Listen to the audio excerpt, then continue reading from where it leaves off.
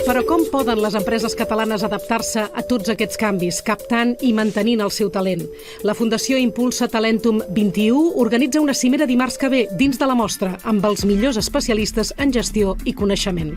Per parlar d'idees i solucions i estratègies per poder afrontar, tirar endavant una empresa amb els temps que vivim, que són complexes, són molt difícils, són molt canviants. Són solucions en el món de la part més organitzativa o de governança, en la part de les finances, en la part dels intangibles, tota la part tecnològica, tota la part d'innovació. Transmetre aquesta cultura que tota pime o no pime, empreses grans també, avui en dia necessiten si volen sobreviure perquè el temps és molt complex.